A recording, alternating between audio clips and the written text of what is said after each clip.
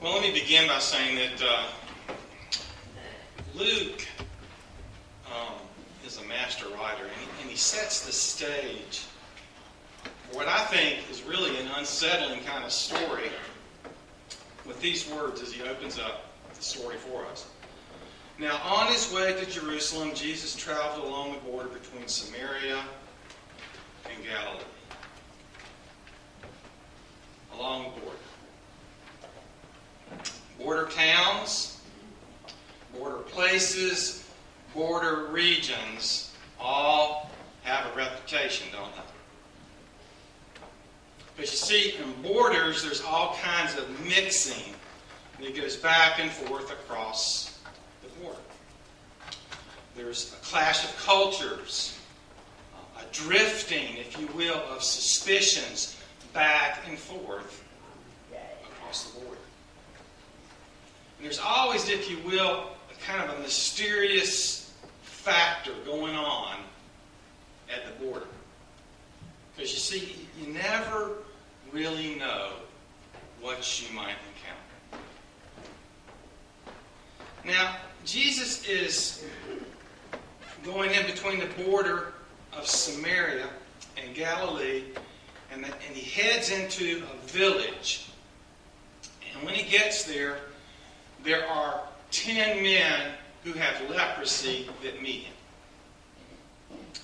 Now, every time I see the word leprosy or I hear the word leprosy, this is going to sound weird, but the truth is, I immediately go back to a movie. Anybody here ever remember the movie Papillon? Thank you. Well, in that movie, Steve McQueen and Dustin Hoffman are sentenced to Devil's Island. And a horrible place, French colony. And somehow they manage to get off the island. They escape.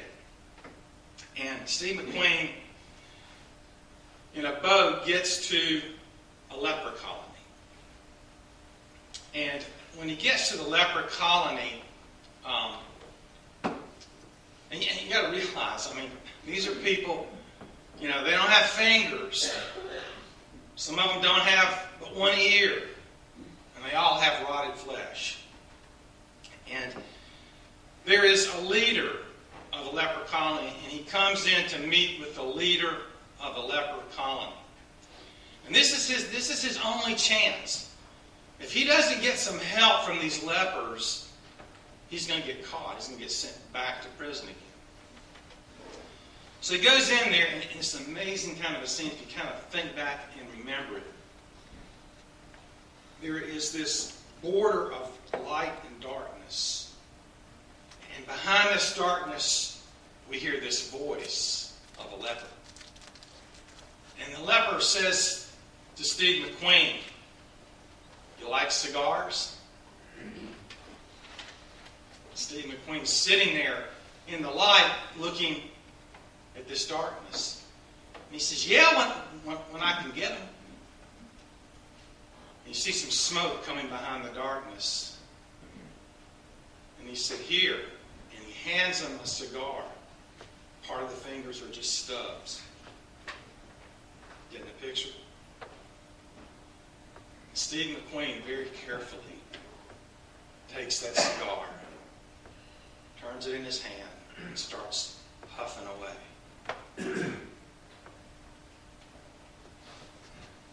And then the man puts his face out of the darkness. There's this hideous face. And he said, "How did you know I wasn't contagious?" And McQueen says, "I didn't." And he just dies laughing as that face slips back into darkness again. Leprosy was perhaps the most feared disease in all of the Middle East during the biblical times. And it's amazing to me, if you go back to the book of Leviticus, Leviticus devotes 2 long chapters telling priests how to diagnose 100 host of skin diseases. They lump them all together under the title of leprosy. They were all considered to be contagious, and all of them were dreaded. Here's the funny part. As feared as it was, as people had of getting leprosy or any kind of skin condition, there was even a greater fear that lurked beyond it. And that was the fear of isolation and separation that happened to everyone who was diagnosed as a leper. Listen to how Leviticus puts it. Moses is very precise in what he says.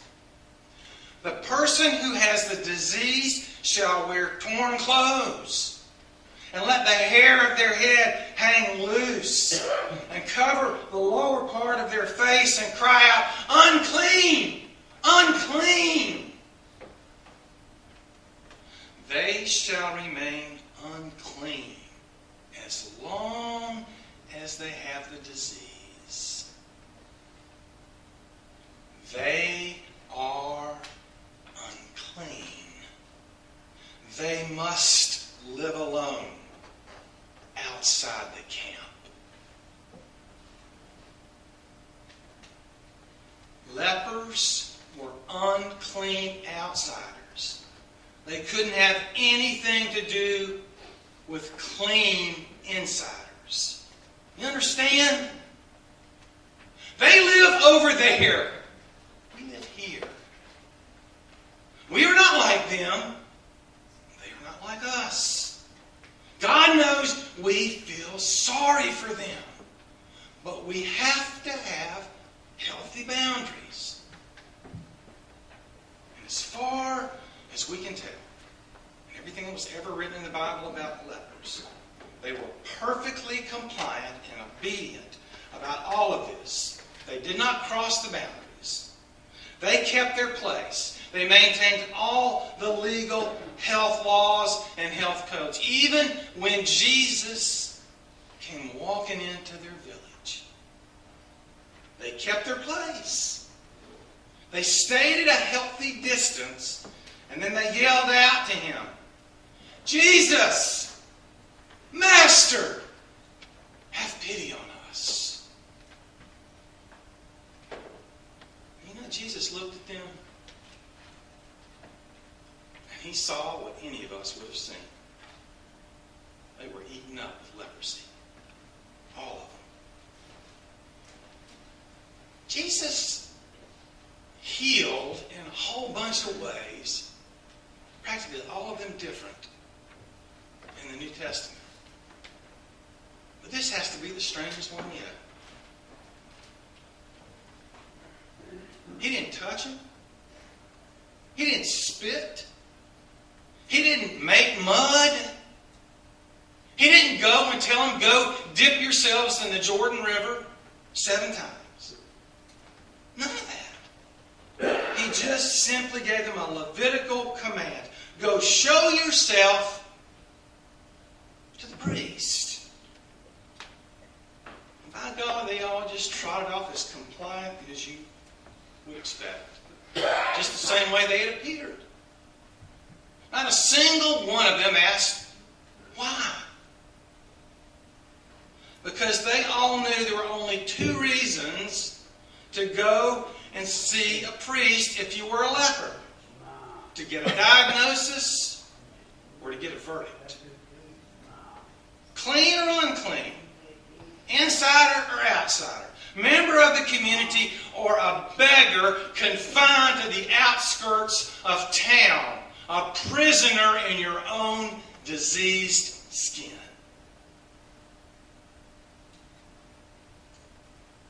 And so they walked away. And as they obediently walked away,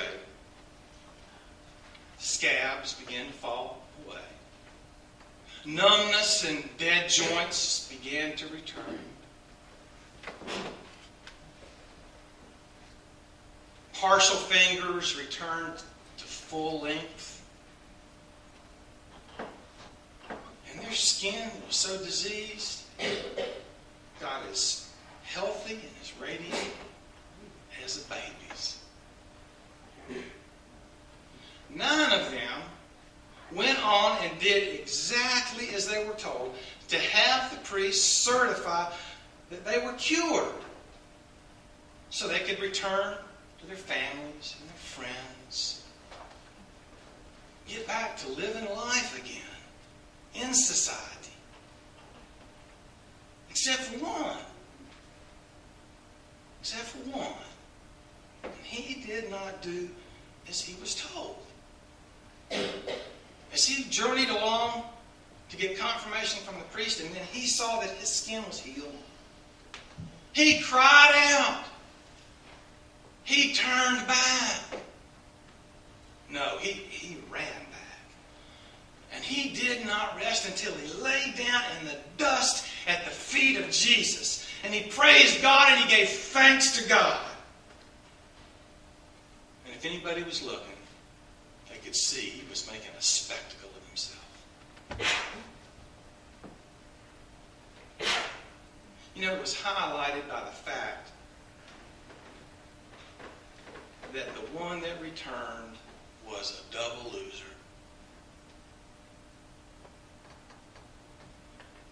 He was a Samaritan.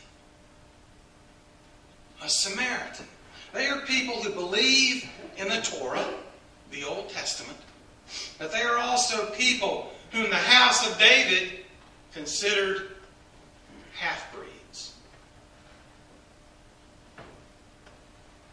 He was a double loser. He was a Samaritan and a leper. And there he was, lying in the dust at the feet of Jesus, praising and thanking God as if God were somehow present in a man. And he refused to leave the very one who had healed him and given him a new life. It all had a very profound effect on Jesus. He starts asking all kinds of questions. Were not all 10 cleansed? Were the other 9? Was no one found to return and give thanks except, and Jesus uses the word himself, except this foreigner? Seems like Jesus is as thunderstruck and puzzled as all the rest of us. And there he is, right there on the border between Samaria and Galilee. Between the natives and the foreigner. Between the clean and the unclean. Between the insider and the outsider. Between the obedient, thankless people and the disobedient, gushing, grateful person. Jesus just kind of mutters, "Rise, go. Your faith has healed you." At that point, Luke just moves on with his gospel. That's what good storytellers do. They just move on with the story. Trouble is, I can't. I'm stuck. It's the numbers that keep throwing me. 1 in 10. 90% of them obediently received their healing, and they left without another thought except to go and have it confirmed and then go on with their lives. And listen, I hold nothing against these people, because I know, like most of us, I am one of the obedient ones. I mean, I read my Bible, I say my prayers, and I pay my tithe. It's the one. The 1 in 10 that captures my attention. you have to wonder, or at least I had to wonder, how long that double loser would have laid in the dust at the feet of Jesus, worshiping and giving thanks to God, if Jesus hadn't said, rise, go.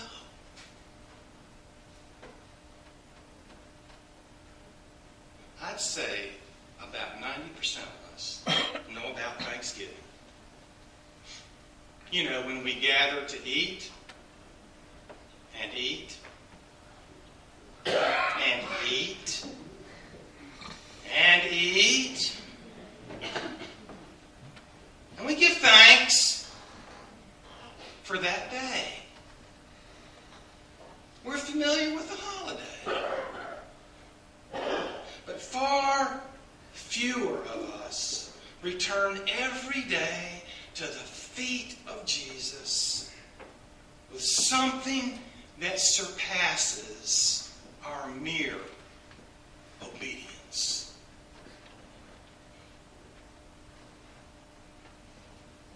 The rare ones, the exceptions, are the ones to whom Jesus has to say, rise, go. They are the ones that have crossed the border. The border between Thanksgiving and Thanks living.